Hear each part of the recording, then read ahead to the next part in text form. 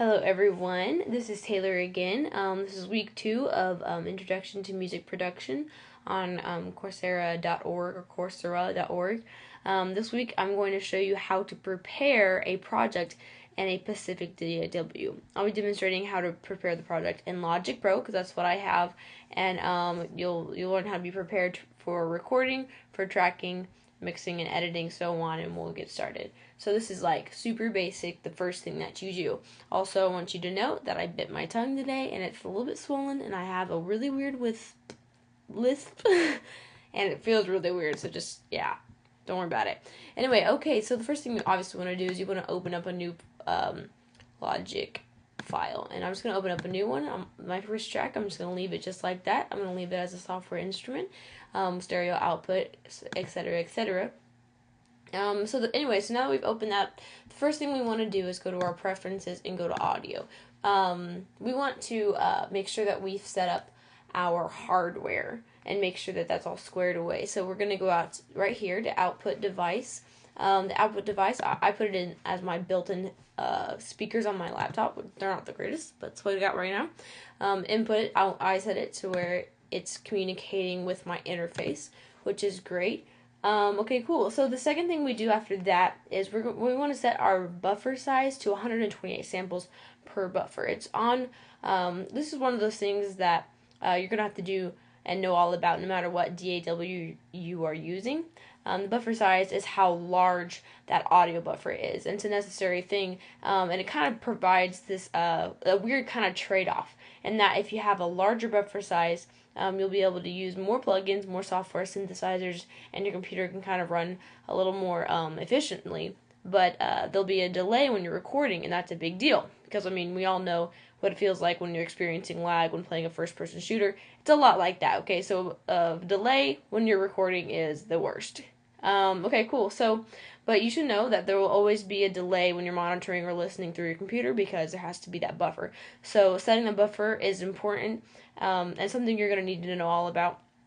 And the general concept is that the lower buffer size, you'll have the less latency or the less, delay, but also the less plugins and instruments that you can be running or whatever that you can be using at a time. And the higher buffer size is the more latency, but the more plugins you can use. So rule of thumb, during production, recording, and tracking of the instruments, set the buffer size pretty low. Around 128 samples per buffer is good because we don't want that delay, and then during the mixing and editing, you can turn it up as needed, as you need to add other things in. Ugh, this list, I'm not kidding, it feels weird.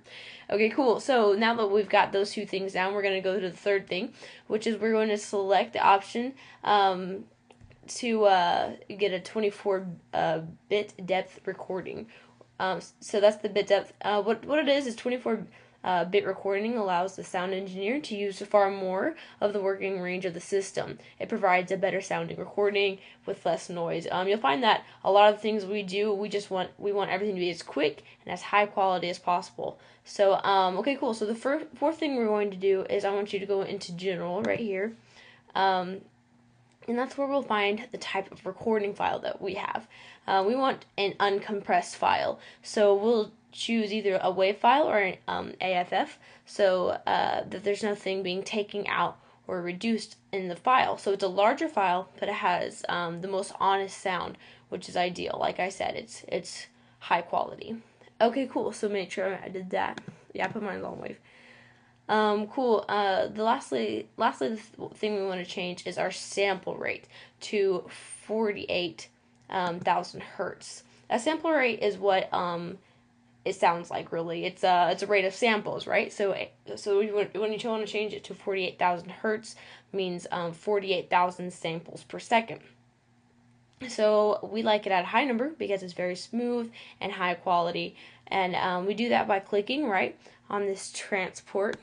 We can select customize transport bar, and under display we just select sample rate or punch locators, and once that's checked we can just hit OK, and voila, now we can select 48,000 hertz right here, and there you go. So now everything's all set up. Everything looks like it's ready for you to start recording a live instrument or whatever you need to do. So that was 5 simple steps to get started. And the last thing I would like to say is that whenever you are saving your project file, to make sure that you really, name it well, because you might even want to have like your own different folder on your computer to store all your projects in, so they're easier to find, easier to back up. So yeah, and that's all my advice, and I think that's pretty much the end of my video. I hope you found this video accurate and to the point, and I'm sorry for my lisp.